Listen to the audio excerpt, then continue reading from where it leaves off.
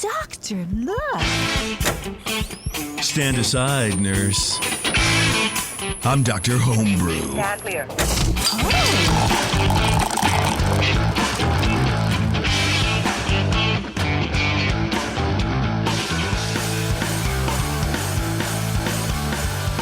Hey, what's going on, everybody? Welcome to another fantastic episode of Dr. Homebrew. We got a lot of stuff to cover today. We have a very special guest, Julia Herz from the AHA, the American Homebrewers Association, the executive director of the American Homebrewers Association, has decided to come on our show for some reason, for reasons unknown. Now, to talk about beer, she has homebrew she sent us. She has a book that she sent us. And she has a wealth of knowledge that we're going to extract from her gray matter today on the show. Julia, welcome to the show. Thank you to the three of you, to the listeners listening live and those listening later. Thank you. It's great to have you. I'm really excited. I remember my very first American Homebrewers Association, gathering, I guess, NHC back then was in Texas. And I think that's when we met, like in 2001. I don't know if I've ever been to Texas for NHC. No? When what? Okay. It was. We're going to have to figure it out, but I don't think we'll figure it out. Well, definitely in the early 2000s. I've Sure. known you for a long time, and I think this is my first time having you on my show. I think you've been on the session maybe a couple times. I can't really remember, but I'm really excited about it. I'm glad to have you here. And more importantly, you sent us beer. That's something that, I don't know, you went above and beyond. So I appreciate that very much. Well, we're going to talk about that as well. Yeah. Right, guys? Brian and Brian, of course. Yeah. We're going to be Exactly. chatting about the beer here, huh? Full rundown. Full rundown, yeah. Before we get there, though, I want to thank our sponsor, 5 Star Chemicals. You go to 5starchemicals.com today and learn about the best ways to clean and sanitize your home brewing equipment, which is, of course, cleaning it with PBW and sanitizing it with Star San. That's it. That's the way to do it. You know, if you're going to make good beer, if you're going to make quality homebrew or commercial beer for that matter, but if you're investing hundreds of thousands of dollars into your equipment, you already know this, right? But if you're a home brewer and you go, well, I just didn't really have time. I'm just going to skip it. I didn't empty the spigot out. I didn't disassemble my ball valve. It'll be fine. Maybe it'll be fine once. It's not going to be fine twice. So just go ahead and take it apart. Use PBW, use Star San, do all that stuff. Go to 5starchemicals.com/homebrew-club-program. You can sign up. It's very free.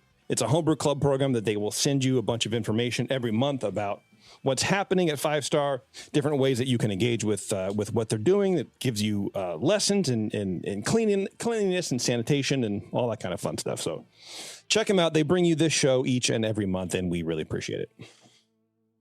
Man, I'm like out of breath. I was like running around getting all the beer.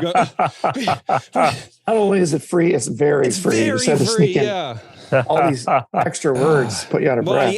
Exactly. I'm nervous.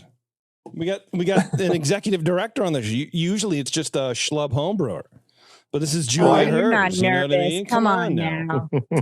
VIP. Yeah. I got something exciting to tell you guys. Let Jason kind of take a breath here before he gets started. Please. So I've had my eye on this clearance Comos kegerator over at the Concord mothership of More Beer. Right. And that thing was a screaming deal. And I'd seen it like 2 months ago. I was over there recently and I saw it still there. And I mentioned that to my wife and she got that for me for Christmas / our anniversary. Wow. So I now have a single tap flow control Comos kegerator with the regulator and the tower fan and all that good stuff. And all I need now, because I was so excited for homebrewing again after doing the Dr. Hombre for a couple of shows ago, doing that Mexican lager. And even though I did it on janky stuff I found in my house, and it still came out okay. That kind of got me excited. All the smells and the flavors and just the whole process. I got excited about doing it again. So all I need now is like a little Brewzilla type of thing. And I'm good to go. I'm going to start brewing again. Hey, yeah, by end of this year, start of next year, I'm going to be putting out, not a ton of beer, but I'll be putting out some beer. Do it. Attaboy. I love to hear it, man. Yeah, get a Brewzilla. It's a Robo Brew in Australia, but the Brewzilla, I love that thing. It's so easy. It's so easy to use. It makes great beer too. Exactly. This exactly. could be, something we talk about later in the show too. I mean, what does it take to have an old dog, Whoa, wow. Hey, I'm only going to be 57. Have a wrinkled, disgusting old home brewer learning how to brew again. Just the worst. That sounds really way to sell it, gentlemen. What does that important mean? points. You want to rub the Bengay on yourself after brewing, not before. The liniments, all the liniments and whatever. You do that after you touch all your ingredients. That's what important. I do is I use an old icy hot container for starters. And I feel like that it really adds a bit of menthol to it. Well, I think then you have the magic of Shaquille O'Neal helping out your yeast. It's icy hot. Well, it's icy hot. Sometimes people start out, they have the bug really bad, and then they move on, or they have kids, or they have life things happen. Yeah. But then, what does it take to get that? Julia, get that back, you that would excitement? appreciate what Brian Shar, he brewed on a spaghetti pot into a Dutch oven. No. Well, yeah, it was wild. I was trying to make we were all making the same recipe, and I hadn't brewed in 6 years. I got divorced, and I had a lot of stuff, right? I had the 20-gallon kettles. I had a lot of equipment. I just didn't have space for it, and I sold it all, and I didn't brew for a long time. So we did a show a couple of months ago where we had to all brew a Mexican lager, and I brewed just on stuff I had in the house. I had a spaghetti pot with that strainer. I put my grain in. I thought it was like a 2-gallon capacity. It wasn't. I sized my recipe for 2 gallons. I ended up pulling out my Dutch oven, sparging by putting that strainer in the Dutch oven and pouring some tap water over it. It was just janky as hell, but I still made drinkable beer. And we did a show where I talked a lot about making not the best beer, but drinkable beer with just common household equipment. 1,000% love it. And that's the MacGyver in each of us being kind of tested. You don't have to have the advanced equipment. I brew stovetop these days, watching a movie or, football game. I brew on the patio with my 10-gallon gravity-fed, Cajun cooker system. And then I brew in the garage with an electric, more modern system. And every time you still can make great beer. If frankly, if you're getting quality ingredients and you have a trusted recipe and you get your water ratios and sterilization right, it's more about the brewer, people, than the equipment. Exactly. That's a deep thought, and it's true. So totally agree. Yeah, agree. Test yourself. I was surprised. So I'll tell you this: you'll have to laugh at this because it's sterilization. Thankfully, it didn't take long between packaging and these guys judging it.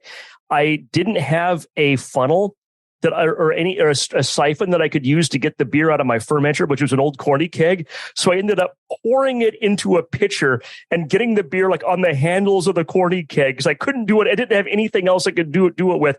It was crazy. And I think I still got a 28 or a 30? Yeah, something like that. I ended up getting on that beer. Now, if 2 more weeks, it would have been horrible and phenolic and whatever. I don't think you need to brag about the score you got. It was by far the lowest of the 3. The journey, Brian. But it was the journey. But you're right. If you have sterilization right, in particular, but and all the other things Julia was talking about, man, you don't need to have fancy stuff to make good beer. That's why I love this show. And I was talking on the last show too, where in my earlier days learning how to homebrew, it was very stressful. I put a lot of stress on myself. Because I'm like, okay, it has to be perfect. It has to be commercial drinkable, right? Commercial, example. You have to give it to someone and they have to tell you, I would pay for this. I would, this is great. And if it didn't happen, if that wasn't the way, if that wasn't how it went out, it would suck. It'd be like, oh, well, man, I only got a 35 in a competition, or my neighbor doesn't like my beer, or I don't like my beer, or whatever, right? But I took a break from homebrewing and now I'm back into it. And I don't care as much. I found that I enjoy the process more, and instead of worrying about the outcome. Once you take away all of the worries and fears that you put on yourself when you do a hobby, any hobby, right? But I think it translates very well to homebrewing. The process is more enjoyable. Don't worry about it. Yes. You're having fun. You're just having a great time. There was a book in the 90s. There were 2 books that I had. I had Papazian, of course. And then there was some other book. I forget the name of the author, so I won't embarrass anybody. But Papazian's relax, don't worry, have a homebrew. other guy is, you damn it, you better worry, and you better worry about everything. And here's all the things you better worry about. And guess whose book is still on my shelf? And guess whose book didn't make it through like 5 moves ago through the purge. And got sent to Goodwill or something. Yeah, that was the worry. Papazian was right about that 100%. Sure. Absolutely. Life lessons from homebrewing is what y'all are getting at. Yeah. Exactly. Absolutely. Exactly. Julie's like, yep. The knowing nod. Yep. There you go. Been there, boys. Been there. Anyway, Julia, how are you doing? You're talking about you're brewing a lot. You have 3 different systems in your house. You're still in it. What beer did you send us for this show? Well, I don't know if you opened it. I couldn't wait any longer. Yeah. I sent you and counseled to be by the Mr. Jamil Zanishev. I asked him, I said, look, you're into bitters. I love bitters. Be my guide. Give me some recipes. He kindly sent me an incredible, one of his shows on the Brewing Network actually goes through this entire recipe. Mm-hmm. He went to Fuller's. He learned many tips and tricks, and the fermentation temperatures and taking the yeast through all these stages is really what I think is the jam for why it's such a successful beer. But it's an extra special bitter. I would say mine fermented out, maybe based on my water ratios being a little lower efficiency. I don't know. Fermented a little drier though. I'm calling it a best bitter instead of all the way to ESB. It finished at 10.9. So a little drier, a little lower, but not the lowest end for best bitter, at least on 2021 guidelines. I'm looking forward to it. I love a bitter. I love the ESB. I love all of that. The English style beers, my favorite. And I have had this text conversation with Jamil on multiple occasions as well. Like, hey man, I'm brewing ESB. What do you got for me? How do I do this? What's going on? Help. Even though I have his book, I'm going to just text him. He's not doing anything now. You know what I mean? He's traveling. I'm editing the last Brew Strong show right now. And he's like, he's going, well, yeah, I'm traveling for 35 days in Europe. And he names off these cities I've never heard of. He's like, we're going here. And then Liz and I are going to Rome. And then we're coming back to Luxembourg. And then we're doing this. I'm like, what are you're just traveling for like a month and a half. I don't know. When you sell a brewery, I guess that's what you can do. You can just go and live your life. You don't have to stress out about this dumb stuff. Like, well, the fermenter's at 70. What if it was at 69? Let's try it. I don't know. Let's see. Let's do another one at 71. Who knows? What's the difference? And you do a pan anyway, whatever. All right. So we got a best bitter from Julia. I'm excited about this. Cooper, you want to start us off? Sure. All right, let's go. We just got the beer. We got the beer. It landed at JP's house, I think, yesterday, right? Yesterday morning. And nothing like cutting it close. Thanks for the nudge, Brian. I was really having a hard gap. I know you were traveling and running around, and like we're happy that we even got it. But yeah, so I went and grabbed it after we live a little ways apart, all of us here, but I made it work and we got the beer. So it has recently traveled, like last night in my car. So yes, even if you'd sent it a week ago, we'd probably still do this dance the night before the show. That's kind of the way that it turns up, or the day of the show. We're like, well, I don't know, I can't come here, I can't go there then, and it ends up being like the day before we end up doing the dance of the beer. Yeah, that is You're kind for the economy's sake, where you only had me ship it to one location. You could have been like, ship it to these 3 addresses. That would just be rude. We used to do that for a little while in pandemic, but it's too much. Yeah. But I think we were afraid to see each other at that point. But we kept the show going and people were generous with that. I'm still afraid to see you guys. Yeah. I know. Okay. So the bottle had a nice little hiss upon opening, good fill level. In the nose, it's a pleasant low English malt with bread crust-like, rich bread crust, and a medium-high caramelly richness in there. There's clean and nicely complex nose.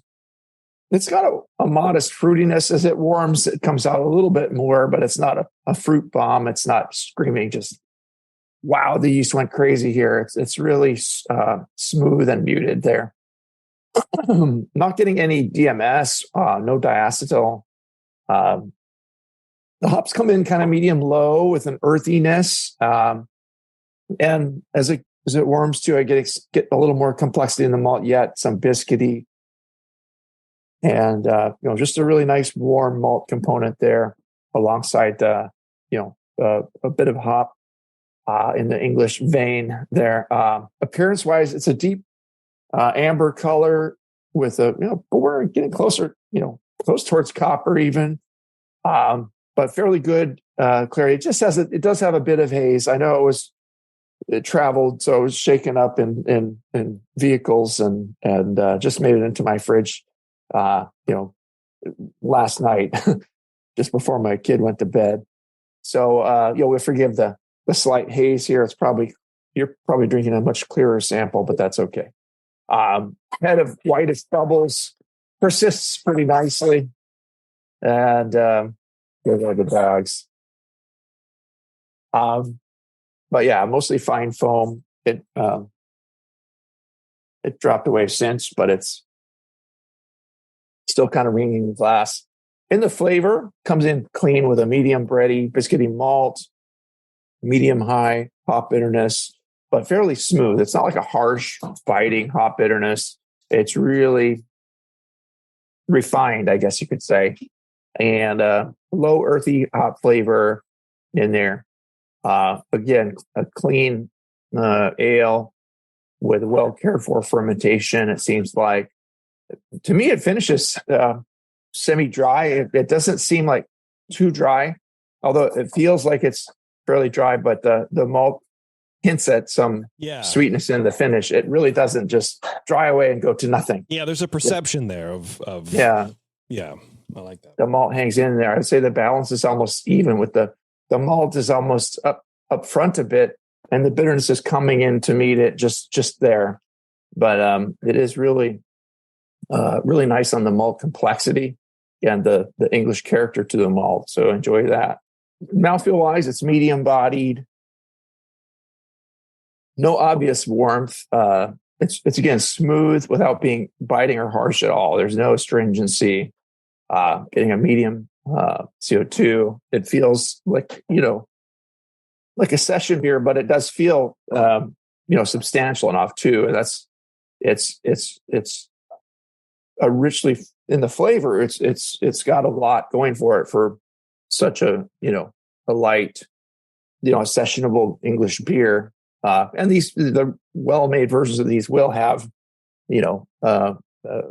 a little more complexity to them to keep the interest and not just dry away and go to nothing and leave you like, okay, why did I do this? Anyway, overall impression, it's a pleasant drinking best bitter. The points that I'll make are just fine ones. I think that it could even stand, maybe my standards for bitterness are very twisted because I drink so many IPAs and things that are, much more bitter and aggressive. You're like the Joker of bitterness. You're twisted and damaged. Yeah. Yeah. But I think that a little more bitterness to come up and just slightly overcome that, the rich maltiness that's there. I wouldn't do away with any of the nice complexity there, but that smooth, rich malt, it's a lot to stand up to. And you could go even just a bit drier because of that too, I think. And, or maybe have a bit more of a mineral adjustment with increase the sulfates just a little bit to get that kind of crisp bite of the hops to kind of kiss your tongue in that certain way. Just bite and dry off a little bit more than it does right now in the finish. But, it's a very smoothly drinkable beer, quite tasty and well made. I will ask about the water treatment there, but I'm landing at a 39. I think that's where I would put it in a competition. It's excellent beer. Is this a Brian Cooper? I'm grading it too high because the person is right across from me on Zoom. I would expect him to be brutally honest, and I think he did a good job. I wouldn't. Brian, would you ever skew your scores? Why would we listen to the show? I mean, come Right. on. I know. Why would you even ask him that question with me on in front of him? Because he wouldn't answer it honestly, That's even why. if he did skew the score. Yeah. People want to get their money's worth on this show. And That's right. Yeah. This is what I paid for, y'all. I paid shipping to one location for this. Yeah. See? And that's why. Because like, well, we don't want to dog the person. So, each point we say each point above what it actually would be is worth $4. We always try to be that's fair. your recompense for shipping. We always try to judge like we would in a competition. Yeah, I tease Brian and Brian both because sometimes they they get in their own heads because they're too smart. And they go, well, I don't know. Is it too low now? Well, is it too high? I don't know. And then it's just a thing. Yeah, we have to send her at $10.99 if we're giving this $4 per point above our baseline. Yeah. We're sending out 10.99s after the show. There you go. Yeah. I'm not getting anything wrong at all with this beer. And as it warms up, it's actually even more smoothly drinkable as it probably should be. And served at a proper temperature. I pulled it out of my fridge when I got home and judged it 45 minutes later. So it hadn't warmed up yet very much when I first judged it. And now it's even a little nicer. Cool. Could possibly even come up a point. It's getting prettier as you drink. Yeah. There you go. Just like me. Yeah, that's right. Well, I don't know. That's doing a lot of work, Shar. All right, Shar, why don't you give a shot, man? Thank you, Julia. Thanks for sharing. I really enjoyed this beer. It's, I pulled up the Fuller's ESB page from fullersbrewery.co.uk while Coop was talking. HTTPS : / yes. Now, and it was, it's interesting. I didn't change my score sheet at all. There are some things that definitely resonate glancing at that sheet, knowing that Jamil gave you that Fuller's ESB recipe. Aroma, his version of it. His version. Well, exactly. Isn't Fuller's the place where he made a kettle sour? Yes. So I figure they probably, I don't know. I think he has an interesting relationship with them. And I always, whenever I think about Fuller's, I think about Jamil kettle souring a beer at Fuller's and them probably wanting to go beat him afterwards. Aroma, great low malt aroma. You get a low caramel and a low bready character. So kind of a low herbal and earthy hop aroma. With as it's warmed up, it warmed up some when I judged this. It's definitely more than a low fruitiness. It's definitely sort of a medium fruity character at this point, and it's not an off fruity. It's an intentional fruity that is always in my mind kind of one of those hallmarks of English fermentation as well as English hops. And the Fuller's ESB page, intense fruit and hops, marmalade, sort of marmalade character. And that was the marmalade word was a word that I was searching for a word when I was writing this score sheet, 45 minutes before the show. And I hit marmalade and I'm like, boom, that's what it is. There's a hint of a marmalade character to this, sort of an orangey, not exactly like an orange marmalade, but maybe in that family. Interesting. Yeah. We say sometimes candied orange peel, but I sort of like marmalade. Yeah. It's more, I don't know, distinct, I suppose, or meaningful. Yeah. Meaning. I don't know. Maybe. I mean, everyone's gone. Well, it's maybe more. It's more English. That's right. Yes. Right. Marmalade. Let's go with that. Yeah. Marmalade.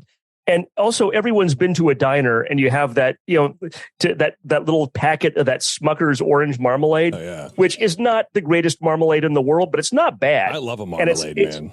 Well, I do too, and that's what I mean. That descriptor is more accessible, I think, than the candied orange peel, because everyone's been to a diner and opened that up and put some on their toast and tried it. Yeah, we don't necessarily have candied orange peel, No, it's not exactly a thing. Yeah.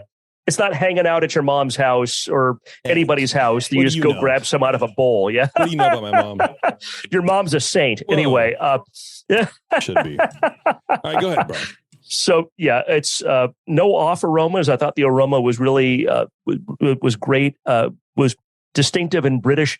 I got a hint, and I'll ask you about this later on. In the aroma and in the flavor, I got the tiniest hint of brown malt, which to me is always the UK's answer to Special B. where they're both great, but they're both things that should be used in an extremely restrained way. And if it is there, it's used in a very awesome and restrained way. Because anything more than a tiny bit of special B gets you raisins. Anything more than a tiny bit of brown malt gets you tire rubber. So I thought it was let me know when perfect. you're ready to talk about that, because you've got a good nose for the detective work in that, and we'll talk when you're ready. Well, thank you. Yeah, well, after the score sheet, we'll talk about your recipe. So I gave that 9 out of 12 for aroma. Appearance, 3 out of 3. It's a medium copper color. It's very clear. My background is making that hard to show. Low persistent head. Flavor, initial low maltiness with medium low fruity esters.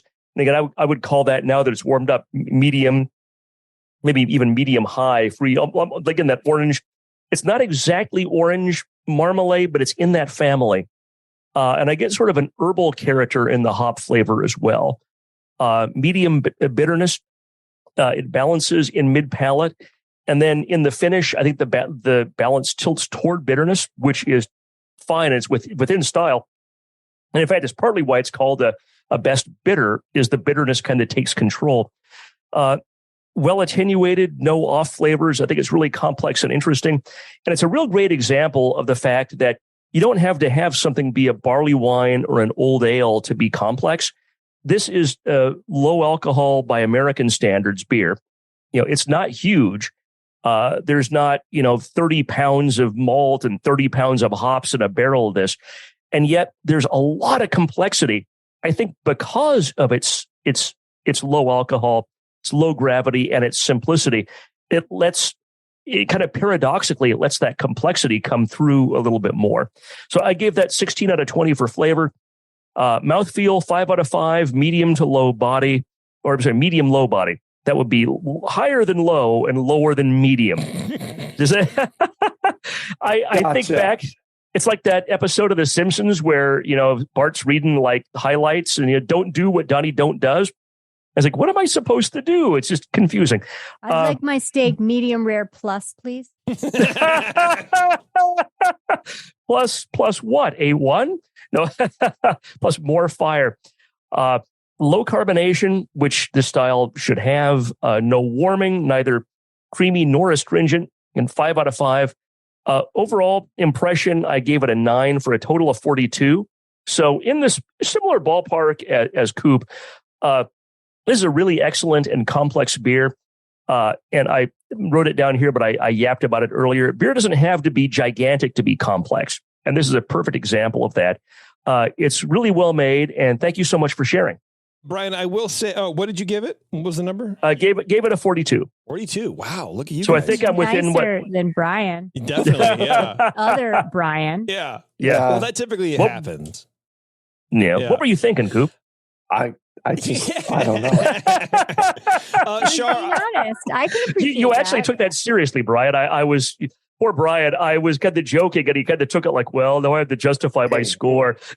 I'm the OG Brian on this show. That's right. You're the newcomer. Brian. What is it now? 4 years ago You or should be something? making me feel bad. Hey, I'm going to let y'all duke this out and go back to the fridge to get my second one. Do it. So I'll be right back. All right, you got it. Sounds good. You know what? That's a good place to take a break. We'll take our quick break real fast, and we'll come right back. Good here, idea. And we'll talk more with Julia about her recipe, and then we're going to get into her book, and we're going to get into what the AHA is doing and homebrewing in general, and all that kind of fun stuff. It's going to be great.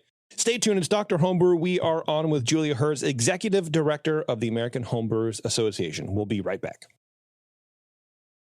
What's up, homebrewers? Hey, let me ask you a question. You spend a lot of time making your beer taste the way you want it to, right? Some of you even send beers into Dr. Homebrew for feedback. Well, the next logical step in your creativity is to craft some labels for those beers. And there's nobody better at creative labels than Grog Tag. Their easy-to-use designs let you turn out some pretty amazing stuff like labels, bottle caps, coasters, even six-pack carriers with minimal effort on your part. They have a range of label sizes that fit any vessel you can think of. Bottles, cans, growlers, kegs. GrogTag has you covered. Head over to grogtag.com today and check out their line of amazing, fully customizable templates and get your beer looking its best. Grog tags are water-resistant, reusable, and will have your naked bottles looking great in no time. That's grogtag.com, and be sure to use code BNARMY at checkout to save 10% on your order.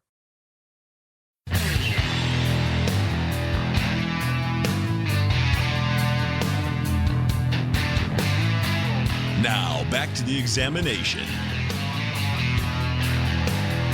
All right, thanks for sticking around, everybody. We are going to be getting to Julia's recipe. She's pouring a beer right in front of our faces, which I find very awesome and appreciative. But Shar, I want to point out you did forget a question for Julia. Oh, the one thing you're known for on this show. Well, the third thing you're known for on this show, and you forgot to do it. Disappointed in Julia, are you in a homebrew club? I'm in 2, but I've been inconsistent on my second one. Hot Barley and the Ailers in Boulder, Colorado is my original club. Many, many years been a club member. And then Indian Peaks in Longmont, Colorado is kind of my second club. Very cool. Awesome. You know what's fascinating about both of those? Neither one has a cool acronym. Or more to the point, kind of a funny beer acronym. It drives me. I mean, we have in the American Homebrewers Association database on our website, 2,000 plus homebrew clubs. We are the main destination. You want to know about homebrew clubs, any one of them for listings, go to homebrewersassociation.org. And the acronyms just drive me batty. Like if somebody's putting in to our database their information for a club, please spell it out. They just put the acronym and not like what it stands for. Not every time, but sure. Like anytime that's happened, it's kind of like when you go on social and you're like, great, I want to follow this person. Who is this person? Maybe I need to call this person. And they never list their like last name. And you're like, who are you? Like, give me the intel. Give me the full information, please. Hey, man, I'm Buzz. That's my name. My name's Buzz. All my friends call me Buzz. Yeah, so Beer Buzz, I'm never going to call you because I don't know how to find you with no last name, dude. Just filling out. You, so whatever. Just filling out information with nicknames. Yeah, I don't know. Red. Biff. Yeah, I'm not calling for drugs, man. I'm calling to talk to you about homebrew. Is Red there? So I got a 42 from the Brian 42? Esch, not the OG Brian. That's right. You got sorry, Brian too. I'll couch it better, Brian. The young G Brian compared. Well, I guess I'm older than Coop though, so that doesn't make any sense. This is the illustrious B2, Brian. I think you got a thing with your age. Like, let's just calm down about that. We're all here as equals. Age is exactly. Well, we don't let him forget it. I think that's really my fault. we were searching for a nickname for Brian early on, and Esquire just never stuck. We could call him Esquire, but he is, well versed in the law. So if you need any help with patents or whatnot, he's thanks, man. There you go, a little soft plug Esquire there. Is a nickname, just kind of is like a douchey magazine from the 80s. So nobody wants to be called that. Still here, man. Really? I think so. I don't know, man. Print is dead. Brian, it's 2023. We don't say douchey anymore, please. Yeah, like, come on. Brian. No. Yeah, that's a good point. I was kind of reaching back to the 80s slang for the 80s magazine. Oops. There you go. Before we get to the recipe, I wonder, we talk a little bit about bottle variation. And I wonder if I got a little bit of something there too, because I get a tiny bit of clove, which maybe is those clove cigarettes I've been smoking, but I'm kidding. I'm not in art school anymore, guys. A little bit of clovey and like a little almost like an apple juice in the aroma. Interesting. But if you guys don't get that, then I'm just going to chalk it up as like bottle variation. And maybe I had an unclean bottle. I'm very thrifty. I'm famous for reusing bottles. I feel like I get a little bit of a spicy, a little bit of a clove-like in there too, JP. I can agree with that. I think that's what I'm thinking is a hint of brown ale. I think that's what, I think we're all tasting the same thing there. When we're going to talk ingredients, we'll see. Yeah. Okay. Maybe that is it. Because Julia, you don't know this. I'm a super taster. So I often, and these two guys are grandmasters, so they know more than I do, but I've never been tested myself, but I'm a genius, essentially, is what I'm saying. So we're all super tasters in our own mind, Yeah, there you go. Wait, what's that supposed to mean? Okay. All right, Julia. You can call me Grandmaster B. There you go. Give us. I know that. We can't.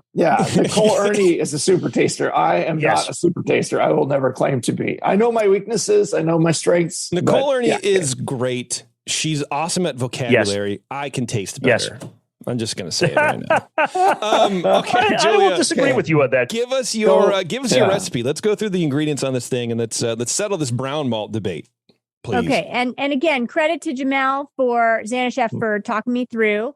author of Brewing Classic Styles. And so he provided this recipe with then the homebrewer in me had some variations, but not a lot, based on availability and the like. So the malt base is, and it was maddening, by the way. I mean, he gave this all to me in like kilograms and grams and like metric. And I'm like, WTF? Yeah.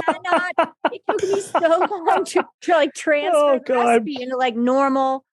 And he sent like an attachment that wasn't just the Word doc, or in the email text. Thankfully he had that, because the attachment was like a Pro Mash file that my system wouldn't open. So Jamel, next time you flip and give me a recipe, I'd like it not in metric. Right. And I would like to log that request. Anywho, pale 2-row malt. What I ended up getting was Simpson's best pale malt. It's a good malt. This was a just shy of 5-gallon recipe, so almost 12, just shy of 13 pounds of Simpson's pale malt. For how many gallons? What? 10 gallons? No, this was a 5-gallon. 5-gallon, okay. Yeah. And then 0.66 pounds of Crystal Malt 70 Lava Bond.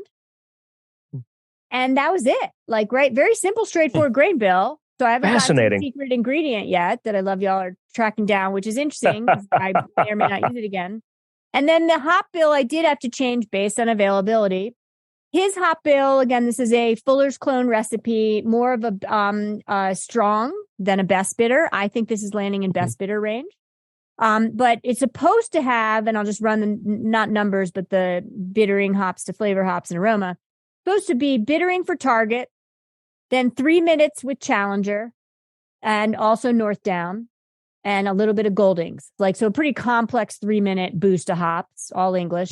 And then another boost for dry hopping of Goldings. I ended up with Chinook for my bittering hops. I couldn't get Target. And then my mix for the 3-minute hop additions was 1/2 ounce EKG, 1/2 ounce Northern Brewer, nobody judge me. And then 1/2 ounce Challenger. And then I did have Goldings on hand to dry hop with. Okay. And nice. What other? White Labs English ale yeast was called for, and I used that. And amazing smack packets, or not smack packets. Wow. Amazing, not smack packets, but like really viable new packaging. I love the pitch. yeast. The pure pitch thing. That's it. And then you asked about water addition. So I use, and I took notes, OG Brian. Sorry.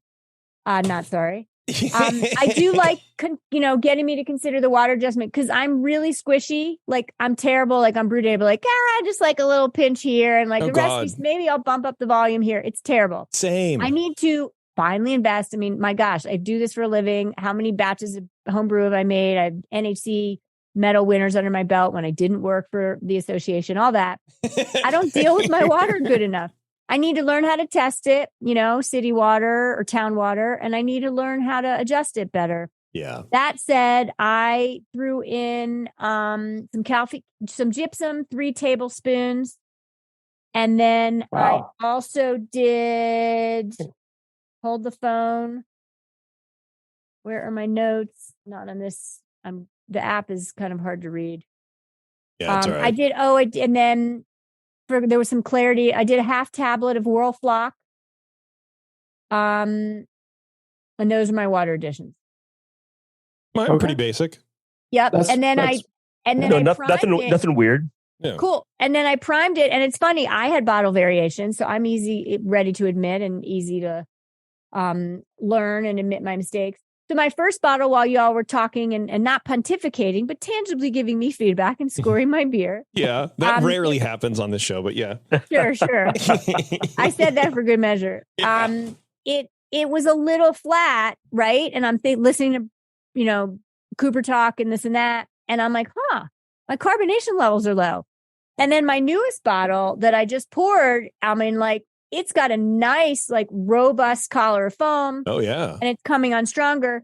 So I might have done a poor job on priming day of actually ensuring that I didn't rush, and that the sugar mixture that I made, mixed into my conical fermenter before I bottled. So I think that was an issue But it's okay because the first bottle, my brain was like more like cask ale. That's really what I want it to be like anyway. Brian, Cooper, you weren't thrown off by that. And so I don't think this beer is supposed to have a lot of snap of carbon dioxide anyway, but I do like the second bottle a little more. And plus that carbonation will volatilize out as we're talking and I'm drinking my pint. But so here's the kicker, and not OG Brian S. The priming agent was brown sugar. So I primed with brown sugar based on a classic homebrew move of having priming sugar in my house. And I was like, I don't want to, prime with like Coronado sugar or whatever. Like, I just wasn't in the mood. I'm like, oh, it's an English ale. What if the brown sugar gives it a little flavor? And I think it did based on what you're all getting. Yeah. But I agree. A little hint of molassesy flavor there. Yes. Like treacle almost, right? And treacle's a very English flavor. But then when Jason's talking, I'm like, shoot, it went to clove to him and a little bit more of like, I don't think that was bottle variation and apple cider. I think that was from the brown sugar, but maybe I'm wrong. Likely, yeah. Mine did seem to have more like your second bottle. That carbonation hung in there. It was a little snappier, but not over medium, kind of medium low, like to me. Then Brian, you got low carbonation, I heard. So yeah. And then I do want to finish with something, and then you all should do some more talking back to share your response. I just shared a not very complex grain bill, a little bit more complex hop schedule, right? But the recipe blew me away, and I was able to do this now with advanced, all-in-one electric system and controlled fermentation via app. Like, my goodness. The fermentation steps were wild. I started at 62 and over the course of 10 hours was told to bring it up to 68 Fahrenheit. Then for 4 days, I brought it back down to 62. Then for 2 days, I crashed it to 42. Then for 14 days, brought it back up to 50. What? And then for 7 days, fermented it at 32. And that schedule was recommended by Jamel. And my fermentation temperatures maybe are a little off based on what my app is showing me of what he recommended. But that's very close to what he was saying to do. And it's all about taking the yeast to a place. And that's why I think this thing is so smooth. To me, this is one of the more poetic, smooth, approachable, complex, sessionable beers that I personally ever brewed. And I would brew this again in a heartbeat. The only changes that I would do, I want more flavor hops. When I was tasting this throughout the fermentation process, just to take a little sneak, you got to do it, and a bump, right? Yeah. I was happy to get. I love that you all laugh. I was so happy to get flavor hops. The hops to me were so flavorful, and so whereas Brian wants me to bump up the bitterness, which I absolutely will pay attention to, just a touch bitter more for this bitter for it to be in style. I totally get it. I want more flavor hops for personal preference. And that expression of hops is what I want more of. I agree with that. This could use more flavor hops. I think that would be great. I think I like having never had English beer at the source, only having like Fuller's that's been sat in a shipping container and coming across whatever, right? Like heat damaged or people's interpretation of English style beer. Having never really been to England to have a proper pint of this stuff, I think that I would prefer a little bit more flavor hops in these styles of beers as well. I like a malt. Don't get me wrong. I'm not a hoppy guy by any stretch of the imagination, but I do like a hop flavor. So I'm with you on that. I think that would help give you the impression of, okay, it's got a little more hop here standing up to the malt. The malt comes across, even though it's a very dry beer, as seeming a little sweet and a little, very complex and nice in that way. And all eminently smooth. I did want just a little more hop. And I think that a little more flavor hop would have a similar effect to me too. I don't want it to be a bitter bomb by any stretch out. You could bump that up a touch if you want, or just try the flavor change. What was your hop addition in the flavor, Julia? So 3-minute addition of a 1/2 ounce EKG, a 1/2 ounce Northern Brewer, a 1/2 ounce Challenger, when it was technically supposed to be half ounce of Challenger, North Down, and Golding. What could she do there, guys? I don't know that the Northern Brewer hurt you. I mean, it can come across kind of woody and a little minty, and I didn't get any of the mintiness that you can get from Northern Brewer. I think that comes across at higher volumes of Northern Brewer. A little bit of woodiness is perfect for a beer like this. Yeah. I didn't find that any of that was inappropriate. I've been to London twice, and the first time I was there for a day, and I had like 3 hours free, and I was like just running around trying to do a tiny bit of sightseeing and get like a little bit of cask ale.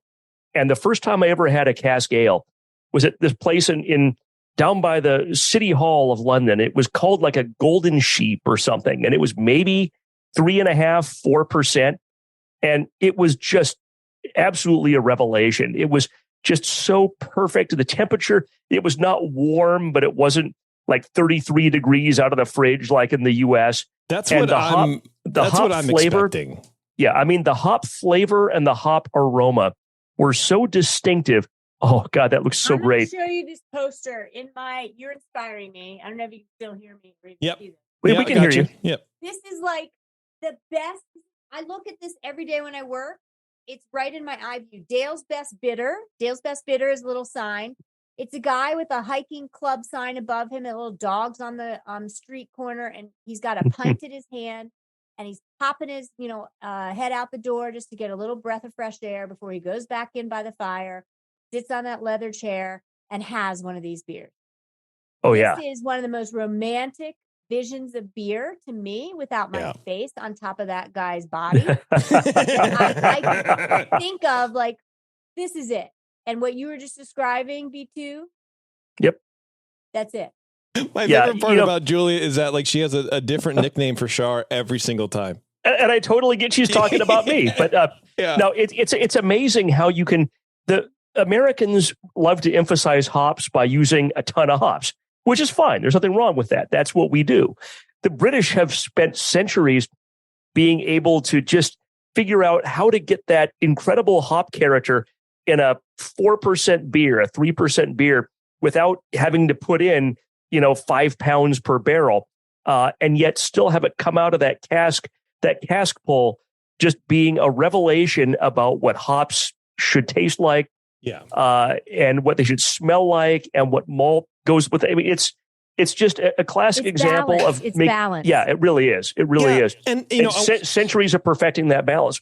Yeah, and I want to talk about that fermentation schedule, because to me that seems like something that Jamil would just go, come on, you don't need to do that. Just leave it at 64 and you're done. Like, who cares? I don't have time for that. Yeah. So everything was in Celsius, so I can convert it to Fahrenheit. My Lord! I'm like, oh my God, what's going on? He's turning European. So I don't know. And the way how many hours at 400 Fahrenheit? The way you described it, Julie, where you called it one of the most poetic beers that you've brewed. I mean, I don't know, that fermentation schedule. What do you guys think about that? If someone else was like, well, here's my recommendation, take it up to 60, whatever, and then bring it down to 30 and then bring it back up to 50. Like, why not if you have the availability through controlled fermentation? It's not a good, this should not go in Brewing Classic Styles from Jamel and Brewers Publications, because I think most home brewers are not expected to take things through those drops and rises. But if you've got the ability, my answer to the question on what do you think is this was the perfect recipe to send me with my new controlled fermentation ability. It was perfect. Ooh, nice. Yeah, yeasts are kicking out different flavors at different stages of fermentation and reabsorbing things at other stages. So if, Jamil talked to the people at Fuller's and this is what they told him to do, I would be absolutely willing to try it. I can't imagine that someone on a commercial scale is doing this. It sounds like maybe Jamil is just trying stuff out, because I know he's brewing a lot of these at home now. So I think he's just farting around, and maybe this is the new thing that he's landed on. But from everything that I've ever learned or pseudo absorbed about yeast structure and phenols and whatever, is that like, once it hits in the 40s or something, you're not doing anything. It's just going dormant. So I wonder why the bring down and then the come up again. I think it seems like that would stress the yeast out. He's coaxing behind the scenes diacetyl in my guesstimate. I don't think I pulled it all. Like, it didn't display here, but I'm thinking it potentially is about diacetyl. And smoothness, right? This is so smooth. The ethanol in this, yes, there is it's like it's cask, even though it's bottle conditioned with priming sugar. Like, this is such a smooth ethanol. Like the expression of alcohol is beautiful. Yeah, it's very softened. It's very rounded out. It's very mature. It's not rough or rustic. The only sharpness that I can get from this is CO2. And I got to work on that. And maybe the brown sugar wasn't the best approach either. Well, I mean, I think it's going to be really hard to bottle condition and then, pull off like a cask, right? And I mean harshness as far as, or sharpness as far as compared to like a cask, right? I see. Yeah. Well, because it's fine, right? But like yes, I know what you mean. It is very smooth. So I don't know. I'm going to talk to Jamil about that. That's a very interesting. We all latched onto that. It would be interesting to talk to him and figure out why he did that. But I finished the whole bottle, and I don't always do that on the show. So it was it was very smoothly drinkable. Yeah, it was great. It was outstanding. Let me take. How many breaks have we taken? Just one? Two? Probably one more. I don't know. Yeah. All right. Well, let's take another quick break, Julie, because I want to chat about what's going on at the American Homebrewers Association. I have some just generic homebrewing questions in general, State of the Union kind of stuff. I'm interested. So hang on, everyone. It's Dr. Homebrew. We'll be right back. Hello, fellow BNers. This is Sully from the 21st Amendment Brewery located in San Francisco, just 2 blocks from Giants Park. Before Nico and I opened the 21A and before I was a professional brewer, I homebrewed on my small 4-burner apartment stove in a back house in Santa Monica, California, making my extract brews before graduating to the daunting idea of all-grain brewing. Homebrew books and information was hard to come by back then. The internet hadn't been invented yet, along with other things we take for granted today, like electricity and potable water. One thing I wish I had back then when I was learning was a radio show that could teach me the ins and outs of brewing and answer questions that I had about homebrewing, a resource for making great craft beer. The 21st Amendment Brewery is excited to be a proud sponsor of Dr. Homebrew, a great show that teaches you what you need to know about making incredible beer. Good stuff. Listen up, you might learn something. I certainly did. And thanks for your support. Tasty Crack Games. Dr. Homebrew, please report to the ER for code blue. Dr. Homebrew to the ER, please. No, and your tea time has been moved to 2:30. All right, everyone. Thanks for sticking around. Julia, you, along with all of the beer, you sent me this awesome book, or us, but I stole it. I might give it to Cooper because he leads a lot of like tastings and stuff. Beer Pairing, the essential guide from the pairing pros. And this was 2015. You wrote this book, right? Co-authored, yes, with Gwen Conley. 2016, not 2015. Well, oh, okay. Excuse me. 2016. That's I also sent you Zymergy, didn't I? No. You didn't get a Zymergy? I did not. I swear I put that in Jamil's box. Maybe. Anyway, you should have. I really wish you had a Zymergy in your hand too. But I'm very proud of that book. Very proud of Zymergy magazine. What do you want to talk about? Oh, Zymergy is amazing. But this book, I never knew that you did it. I think it's incredible. I opened it up. That book has gone into paperback. It's more than 10,000 copies sold. Like, really? It took me 7 years to become smart enough to know how to get a book together. And of course, I was smart enough to also tap a co-author, because when you write a book and you're like responsible to somebody that like their opinion matters to you, you're going to deliver and file your chapters. Yeah. But so I think that book is everything I would want beer educators, beer lovers, people in beverage and hospitality, wine lovers that want to get to know beer, the way to get to connect the dots on why beer does so well with food. This is, and I will be completely honest with you because that's just how I have to be. I never thought, and I went round and round with Sean Paxton, the homebrew chef, about beer pairing. And, this is back in my days of, just trying to stir the pot just because I was fucking bored. And I was like, beer pairing, this doesn't mean anything. Like, you just drink whatever you want to drink with whatever food. And I challenged Paxton to like tell me about it. And we had a good show, and we never did a follow up, which was sort of like the point. The follow up was going to prove me wrong, but we never did it. But reading through this book, it addresses beer pairing to me in a completely different way. And it's more about the synergy with the beer and the food, breaking it down almost on a molecular level. And whereas beer pairing, it's usually like, oh, high end. Okay, well, here's this ingredient you're never going to get at a unless you have a very high end Korean supermarket near you, and then whatever, right? And here's this rare beer that you're never going to find anyway because I got it from the brewery 10 years ago. Yeah, that's not beer pairing. And it's like that to me is like, okay, this is pointless. Or I don't need a whole nother show. You got 2 minutes. Here's your 2 minutes on why beer pairing is so relevant. Give it to me. First of all, the majority of time that we are drinking beer, if it's a certain time of day or earlier, is with food, right? Most of the time, evening, not necessarily after dinner time. There is the sense of the mind to palate connection. And what we are looking for cerebrally, if you are living one step above or many steps above survival, where you're not just eating food for calories and you're not just drinking, beverage and beer for, thirst quenching and sustenance, but you are doing it for gastronomic enjoyment, then that's beer pairing. And the point is, the more you learn about that mind, how to describe what the palate is factually perceiving, because the mind's the one that gossips, like the high school kid in the corner at the school gym during the dance, you start to dial in the factual perception. It's just like judging beer. I'm a BJCP certified judge, advanced Cicerone, and we are instruments for what we perceive.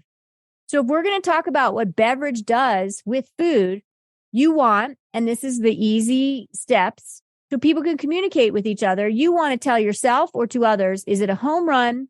Is it middle of the road? Or is it a train wreck? Home run, 1 + 1 = 5. Beer makes the food better. Food makes the beer better. They become something new and different. That's maybe 1 in 20 pairings that I'm presented. Middle of the road, They don't take away from each other. They certainly support each other in quenching thirst, scrubbing the tongue for the next bite. Maybe there's a little bit of echoes, synergy, and bridges, but it's nothing to write home about, and it's not a home run. And then train wreck is like you can describe like a negative palate experience. Ooh, the capsaicin heat from that spicy salami really clashed with my, English best bitter. And I could probably tell you why. But like that is negative. And so that's a teaching moment. And the point is that wine does not own the block on pairing. Wine taught us salty foods, right? Fatty foods are balanced by acidity. And then there are some echoes and synergy by the flavor profile, the more one-dimensional flavor profile of fermented grape. There's also fermented fruit, which is wine. We don't really give credit, or honey, mead, sake. But the point is that beer has so much prowess because if you take grilled, roasted, and smoked meats and those temperature changes as opposed to poached and boiling, you get Maillard reaction, you get melanoidin advancement. And then you think about kilned and roasted malts. Kilned and roasted malts is that same temperature strata of grilled, roasted, and smoked meats based on how much temperature has been applied to the barley or the grain that's being converted. And that's where you get your echoes, your links and hooks, and those words I keep bringing up. And so there's synergy. There's so much simpatico synergy, Randy Moser will use that term, and harmony when you pair the right beer with the right food. Wow. Cool. Well, there you go. I was, that's really interesting. Yeah, I was thinking about it today. What would be great is to do a bad beer tasting. That's teaching moment, right? Yeah, the train wreck. Yeah. Tell me why. Why is it bad? Exactly. And this is the argument I would have with Paxton. Again, trying to be bombastic for listeners, but it was still kind of true because I wonder about it. It's like, show me. I need to know what is wrong to believe that what you're saying is right. Sometimes. And with this, I need that. Like, I need to know what are the worst two things you can put together to pair with beer? You know what I mean? Like you said, give me the train wreck. Yeah. Well, beer is so much better with like Brussels sprouts and asparagus, where wine, if we were to do that, I want wine in the mix and maybe a spirit, like a bourbon or something. It's so fun to do all three, and there's more to do. And I mean, there are chemical reasons. We write about them in the book. And we write about the negative coaxing of, oxidative qualities going to metallic when you pair things like IPA and salmon. And the omega qualities acids going to metallic. Okay. The omega acids and the oils go rancid. And like, there's so many cool things. Dude, I love this. And you flip through that book, and we started to chase down just some of them. And the reason I wanted that book on the map is because I was studying for master. I've sat for master multiple times, probably will never pass based on learning challenges. And the deal is that I called Ray, one of my mentors, Ray Daniels, who started the Cicerone program. Frankly, my predecessor at one of my roles at the Brewers Association. I'm all in on Cicerone, Ray. You know, I've been testing since you started it. Beer and food, it's too squishy. You're giving us this 19-page syllabus, Ray, and we've got these bullets, and you talk about beer and food. Where can you point me to study so I can prepare for this book? And he admits, of the 5 areas of study of Cicerone, that it's one of the most squishy areas, because perception's personal. So too then is pairing, right? If I were to present to you my version of a home run pairing, and I had 20 people in the room, and I've done this multiple times, and then I get everyone like, I love like pairing, a brined dill pickle with garlic and a goza, right? Total synergies happen, right? Okay. Like meets like. The salinity in the pickle lessens the salinity in the goza. The wheat malt in the goza starts to pop and be potentiated by the actual salt, which is kind of a crazy circular thing to think about. There is just so much more going on, and it does become a home run to me. But every time I do that, I only can get 75% of the room, where they're like, whoa, I noticed new things and they were pleasing. 25% I can never get. So pairing's personal because perception's personal, because we all aren't having the same lens to our gastronomic appreciation. Right. So you're never going to get all the people in the room to say, I loved that. Or maybe, for some people, it just amplifies all the acid. It just becomes too much. If they're a super taster or they have a sensitivity to a certain flavor component, it's going to just go off into like distortion land where everything is too much, whereas other people get it on a balanced level and it works. Well, yeah. And it's a good point, because you mentioned in the book, I picked up somewhere, flipping through it. This microphone is not. Hold on a second. There you go. Flipping through the book where, you mentioned like how many people like onions. I know I'm paraphrasing, but you may make that, comparison too.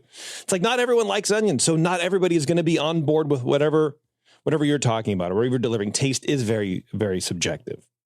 Right. Yeah, we've talked on this show numerous times, without boring everyone to death. I mean, there's something like 250, 300,000 possible things you can taste. And the average person tastes like 20, 30,000 of them. A super taster might get to 50. That's me. And there's that overlap. Not everyone tastes the same, 25,000 things. There's a shift in that, there's things that 1 in 35 people can taste that everyone else is blind to. And pays attention to it. So as we mature and we are that instrument for what we perceive, and we practice the practice of appreciation, I'm here to say that sensory wise, right now I can feel me rubbing my fingers. I can hear my voice in my head talking. I can visually see Brian B2 nodding his head. I can hear ringing in my ears from tetanitis. And I can still taste the discerning bitterness and a little bit of sugar from the beer. And just think about what I just described.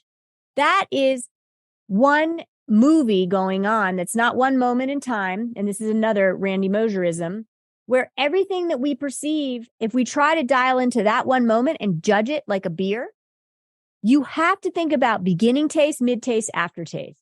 It is not just one sip, because that one sip is that movie. And so what you just described, B2, is it's even more than that. It goes deeper. It's not that just some people genetically perceive a certain amount based on the spectrum of possibilities.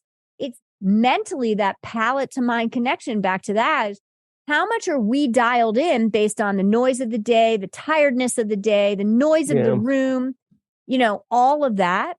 And so as we mature and start to say, I'm going to really think about what I'm drinking and eating and give it that moment's due, we are tasting more. We are perceiving more. It's blocked in us sometimes. And when you dial in, you are actually perceiving more than you would on a different day when you're not as dialed in. I bet you're really good at like mindfulness meditation. I try. Because just like listening it's really to hard for me to sit still. It really, I try. Same. And working with my therapist, it's very much like, trying to get rid of anxiety and stuff like that. But like listening to you talk about, what's going on right now. It was so easy for you to rattle off those things where, for me, it's very hard to get, in synergy with the present, right? Because I'm always thinking about the past or the future and worrying about whatever. So I don't know. I just wanted to point that out. In your book, you have a section here that I thought sort of paralleled or at least was a very applicable to the show, conscious smelling. And I thought that was a really neat thing to say. And just kind of going through like making sure you're focused and appreciating and ready to taste a beer. And we talk a lot about how to perceive flavors and what they mean and try to find a vocabulary for them. But I think that phrase conscious smelling really, really showcases that. It says what you're supposed to be doing without a lot of words. Yeah. I thought that was neat. Me, it's even the bigger picture concept is conscious appreciation, right?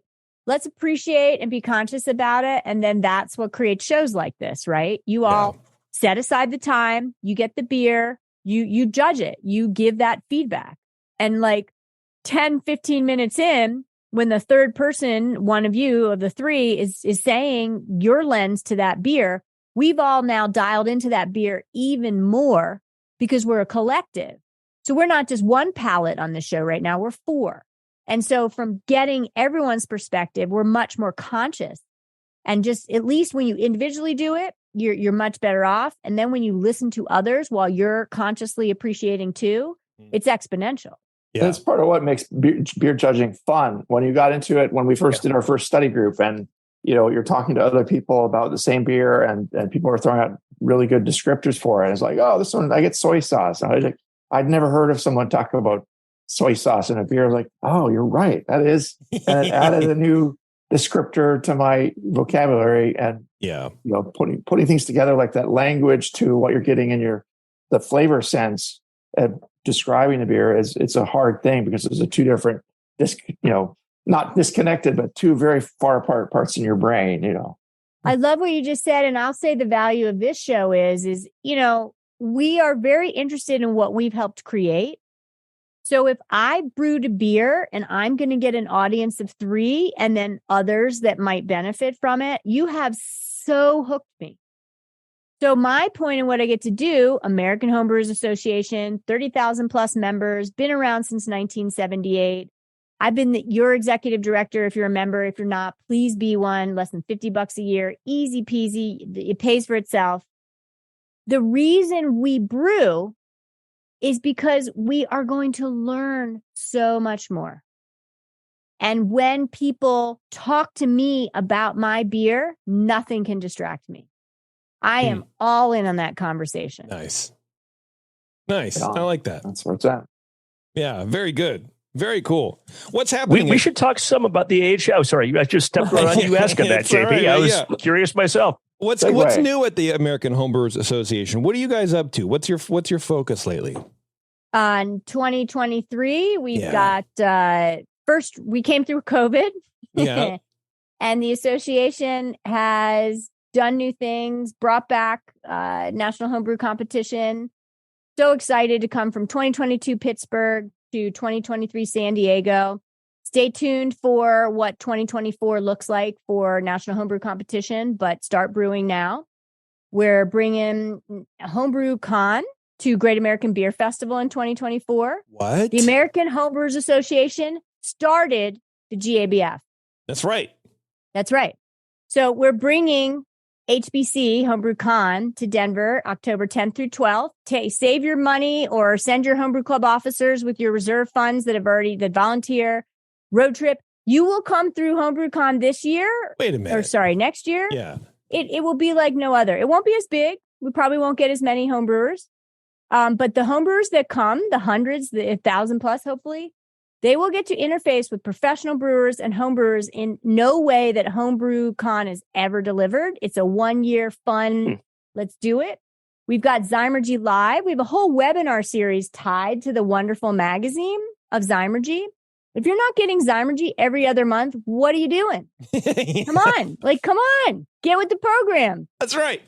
Reasons and rewards to brew. I want to interrupt you. I want to go back to HomebrewCon in JABF. What does that look like? What does that even mean? So it's no longer in the summer. It's going to be combined with JABF? This is a 1-year proposition for our national gathering at this point. I mean, since COVID, we've really had to rewrite the script. We have not announced the details. Stay tuned. Okay. You want details? Be a member or sign up for our free. Don't even have to be a member. What's Brewing newsletter. Just go to homebrewersassociation.org and get the newsletter. We'll get to details right now. We're having fun behind the scenes. Just finished Great American Beer Festival 2023. Yeah. And now the planning really will get pen to paper, and we'll start to construct what that looks like of in the hall, around the convention center for, national satellite events and the like. So stay tuned and get your communications from us. I am so curious about this. I will, if I'm not signed up already, I will flog myself and I'll find you. I'll look you up. You probably will too. I am so fascinated with this idea because it's, I don't know. One thing about struggle and strife, right? Like pivoting for COVID and all that kind of stuff. It sort of makes you think about stuff that you would never think about before. And then it's almost like, why didn't I think about this before? Right. That makes so much sense. Yeah. It's so fit. Look at your body language right now. You're like, wow, look at the possibilities. Yeah. My hands are up behind my back. I look like Ferris Bueller, like a fat Ferris Bueller. I love your response to this, and it fits. That's a really cool idea, man. So do you have a timeline for announcements, or just stay tuned in general? Because you guys it'll keep you on your toes. All right, I don't pay attention. I want all the things now. That's why I like Amazon. Giving you the dates. What else do you really need? Well, that's probably true.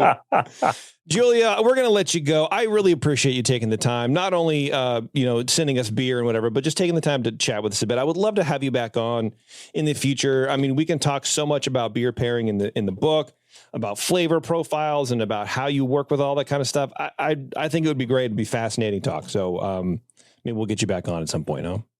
Just quickly, I wanted to thank her for coming out to our little homebrew festival that I prioritize every year.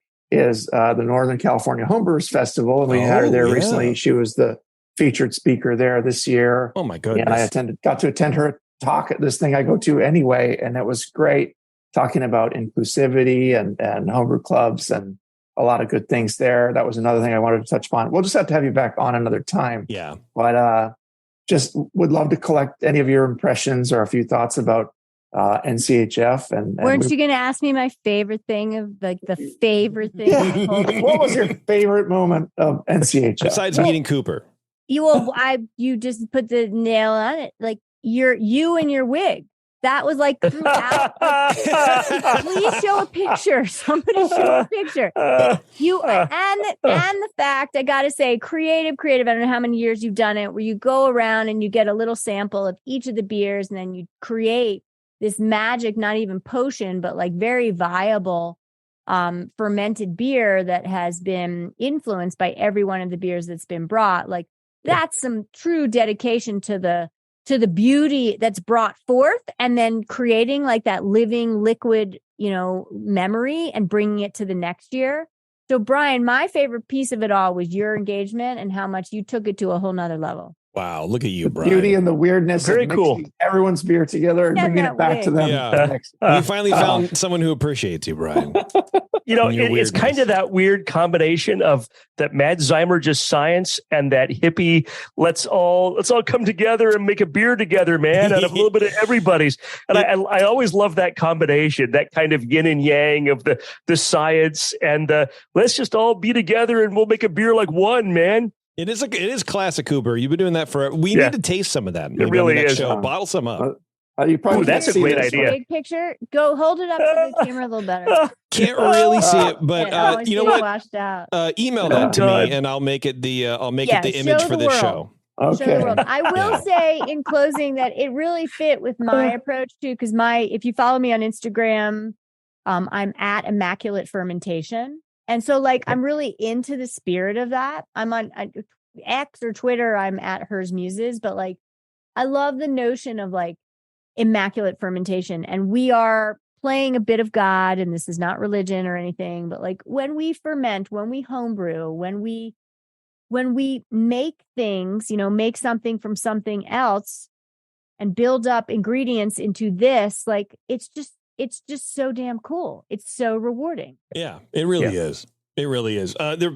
Earlier on in the show, people were talking on Facebook in the chat about using lacto for sourdough starters and stuff like that. And it's wild, how homebrewing in general and I think the technology that has advanced homebrewing allows people to do these other fun projects too, like sourdough. I got really into sourdough. The boys at Yazoo Brewing made a sourdough starter from their sour beer, and that's what I use now. I'm like, I've always wanted to do sourdough, so I did it, and it's awesome sourdough starter. And I've been using it for a couple of years now, and it's very fruity. It's very, very interesting, and I don't know, it's just a lot of fun. I don't think I would be into it if I wasn't homebrewing. I totally agree. And we've taken AHA. I know we're closing out, but American Homebrewers Association, we are now leaning in, and we have been for several years. Fermented foods, other fermented beverages. We're a great resource for that because basically homebrewers already have a lot of the equipment, ingredients, and know-how and ingenuity. Yeah. And so we are a source now to take people to those brine pickles, make a fermented hot sauce. Let's teach you how to do kimchi and the like. Yeah. Yeah. Kimchi is great. Yeah. And Julia, you were saying before the show that you have a podcast out. Where do we listen to that? What's the name of that? Sense of Beer Style. Jeremy Storton from Good Beer Matters and I have been doing it for a little over a year. We literally take every 2021 BJCP style, Beer Judge Certification Program style, and make it a show. So it's a different twist than what you all are doing. We're not judging a beer as we do it. We talk our way through the style guidelines, basically starting with overall impression to appearance to aroma, etc. We also add pairing and serving temperature and glassware to it. Oh, man. And each show, senseofbeerstyle.com, you can watch it on YouTube or get it on any platform, iTunes, Spotify, whatever, is devoted to one of the BJCP style guidelines. That sounds great. And glassware has been a touching off point on this show for a while, too. So I'm interested about that. Yeah. A whole show about that sometime, I think. Yeah, that'd be great. We've discovered just judging homebrew on this show just by accident that it's like magic. And you can pour the same beer from the same bottle in the 2 or 3 different vessels, and it will taste almost totally different sometimes. Yeah. And it's voodoo that none of us can explain. And we should have you on to talk about that and have you on to talk about diversity and inclusion in home brewing. And we should schedule 4 more shows with you. That's right. Right now, we're going to do it open source. Yeah, I tell you, my favorite way to drink sour beer is the 10-ounce sort of mini shaker glass. I don't like a tulip glass because it's the sort of shaker glass is more tart. There's more sourness that comes through. I don't know. That's always my thing. Anyway, I'll also say when you all get to the glass thing, molecular structure and the porosity of glass varies too. So it's not just shape; it's the actual physical structure of the glass, and that matters as well. Okay, and it's fun. We got to do that. One beer with different glasses. Yeah, that's a great point because that's a thing that I always like to talk about with regard to people talk about plastic versus glass carboys. And the old homily was always, plastic can scratch and bacteria will get in the scratches. No, bacteria will get in the porosity of the plastic.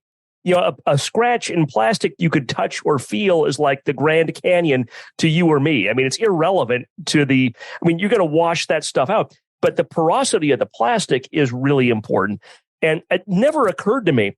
I just was glass. When you said that, I was kind of processing, and then you're exactly right. I mean, the surface finish, like any material, the surface finish can be different. It might feel the same to your finger, but your finger's not picking up micron size variations or Mine like is. what are the I'm a super you're a super feeler. Yeah, exactly. Yeah. It's not you're not picking up like what are the molecules? What's the end atom on that molecule chain that's on the inside of the glass? It's going to grab onto something in the beer. Wow, you're blowing my mind, Julia. You're giving me a lot more stuff to think about glassware that I had ever thought about before. And now I'm going to go down that rabbit hole, and I thank you for that. I love it, B2. You go. Yeah. You go. That's why I always wear a hat, Brian. Julia, I really appreciate that. In case someone blows my mind, I can catch it in my hat. Well, Cooper. I should be taking your example, man. Cooper, if someone wants to be on this show, how do they do that? Well, they would email Brian at thebrewingnetwork.com. That's Brian with an I, and that refers to B1 or the OG Brian. But and now forevermore, we don't know the other Brian Sorry, is I got it wrong. B2. It's B2. That's right. Yeah. It's okay. Yeah. B2, D2. JP just called. Yeah. Brian at thebrewingnetwork.com. Let us know what you're going to send us, what you want to get out of it. And we'll take your beer and taste it on the show, just like we did Julia's. And we'll judge it just as fairly, whether you're, Joe Schmo just starting to homebrew or somebody who's been doing it for decades and wants to dial in that perfect English bitter or whatever you have. That's right. Julia Herz, Executive Director of the American Homebrewers Association. Thank you very much again for coming on the show. I appreciate it. And everyone, until next time, we will see you later.